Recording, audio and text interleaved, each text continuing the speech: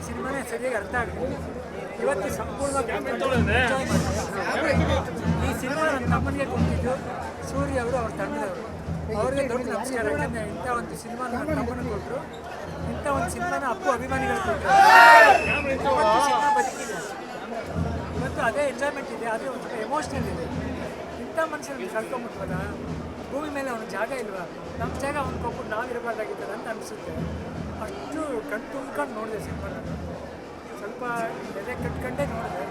But cinema ಎಷ್ಟು ಚೆನ್ನಾಗಿ ಮಾಡಿದ್ದಾರೆ ಅಂದರೆ ಈ ಟೀಮ್ ನಮ್ಮ ಸೂರ್ಯ ಅವ್ರಿಗಂತೂ ಸಾಷ್ಟಾಂಗ ನಮಸ್ಕಾರ ಮಾಡಬೇಕು. ಎಂಥ ಸಿನಿಮಾ ಕೊಟ್ಟಿದ್ದಾರೆ. 14 ವರ್ಷ ಆದ್ಮೇಲೆ ಬಂದ್ರು ಬುಕ್ ಮೈ ಶೋನಲ್ಲೆಲ್ಲ ಫುಲ್ಲು ಶೋಗಳು. ಸೊ ಒಂದು ರೀತಿ ಅಂದರೆ ಎಮೋಷನಲ್ ಜೊತೆಗೆ ಖುಷಿನೂ ಆಗುತ್ತೆ. ಅಂದರೆ ಯಾವತ್ತೇ ಇದ್ರೂ ಅಪ್ಪು ಅವ್ರ ಕ್ರೇಜ್ ಕಡಿಮೆ ಆಗೋದಿಲ್ಲ ಅನ್ನೋದಕ್ಕೆ. ನನ್ನ ತಮ್ಮನ್ನ ಅಭಿಮಾನಿಗಳು ಬದುಕಿಸ್ಕೊಂಡಿದ್ದಾರೆ, ಅವನ್ನ ಉಳಿಸ್ಕೊಂಡಿದ್ದಾರೆ, ಹೃದಯದಲ್ಲಿ ಬದುಕಿಸ್ಕೊಂಡಿದ್ದಾರೆ. ಇದರಲ್ಲೇ ಗೊತ್ತಾಗುತ್ತೆ ಅವ್ನು ಎಲ್ಲೂ ಹೋಗಿಲ್ಲ, ಇಲ್ಲೇ ಇದ್ದಾರೆ. ಒಬ್ಬೊಬ್ಬ ಅಭಿಮಾನಿಗಳು ತೆಗೆದು ನೋಡಿ ಅಂಚ ಇಟ್ಕೊಂಡಿದ್ದಾರೆ, ಹೃದಯದಲ್ಲಿ ಇಟ್ಕೊಂಡಿದ್ದಾರೆ. ಇದು ಅವ್ರು ನನ್ನ ತಮ್ಮನಿಗೆ ಕೊಟ್ಟರು ಬದುಕು.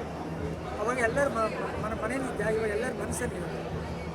ಈ ಅಭಿಮಾನಿ ದೇವರುಗಳನ್ನ ನಮ್ಮ ತಂದೆ ಹೇಳಾಯಿತು, ದೇವರುಗಳೇ ಅವರು, ಅವ್ರನ್ನ ಇಷ್ಟ ಅವ್ರನ್ನ ಆಚರಿಸ್ತಾ ಇದ್ದಾರೆ. ಇದನ್ನು ನೋಡಿದ್ರೆ ನನಗೆ ಇನ್ನೂ ಸ್ವಲ್ಪ ದಿನ ಇರಬಾರ್ದಾಗಿತ್ತು. ಅವರು ಇನ್ನೊಂದು 20 ಪಿಕ್ಚರ್ ಕೊಡಬೇಕಾಗಿತ್ತು.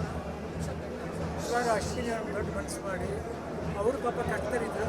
ಇಂಥ ಸಿನಿಮಾ ನೋಡಿ ನೆನ್ನೆ ಆಕೆ ಹುಟ್ಟದಾಗಿದೆ, ನಾಳಿದ್ದು ನನ್ನ ತಮ್ಮನ ಹುಟ್ಟದ ಮತ್ತೆ ಪಿಕ್ಚರ್ ರಿಲೀಸ್ ಮಾಡಿದ್ದಾರೆ.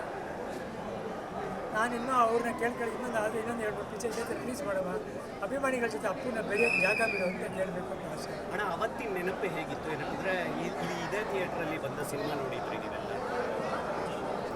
ಅವ್ನು ಹೋದ್ಮೇಲೆ ನನಗೆ ಅವ್ನ ಜೊತೆ ನಡೆದಿದ್ದ ವಿಷಯನ ಮರ್ತೋಯ್ತಪ್ಪ. ಅದು ಈ ಜನಗಳಿಗೆ ಇವತ್ತು ನೋಡಿದ್ಮೇಲೆ ನನಗೆ ಹಳೇದೇ ಮರ್ತೋಗ್ಬಿಡ್ತಪ್ಪ. ಯಾಕೆಂದರೆ ಅವ್ನು ಇದ್ದಾಗೆ ದಿನ ಅಲ್ಲ, ಇವನು ಇಲ್ದೇ ಇರೋ ದಿನ ನೆನೆಸ್ಕೋಬಾರ್ದು. ನಾನು ಇವತ್ತು ಅವ್ನು ಇದ್ದಾನೆ ಅಂತಲೇ ನೋಡಿದೆ, ಎಲ್ಲೂ ಇಲ್ಲ ಅಂತ ಅನಿಸ್ತಿದ್ದೆ. ಅವತ್ತು ಜನ ಕಿರಿಸ್ತಾ ಇದ್ರು, ಇವತ್ತಿಗೂ ಜನ ಜಾಸ್ತಿ ಕಿರಿಸ್ತಾ ಇದ್ರು. ಆ ಕಿರಿಚಲ್ಲಿ ಒಂದು ನೋವು ಕಾಣ್ತಿದೆ, ಒಂದು ಪ್ರೀತಿ ಕಾಣ್ತಿದೆ. ಅವತ್ತು ಬರೀ ಮನೋರಂಜನೆ ಇತ್ತು, ಇವತ್ತು ಅವ್ರ ಮನಸ್ಸಿಗೆ ರಂಜನೆ ಆಗಿದೆ.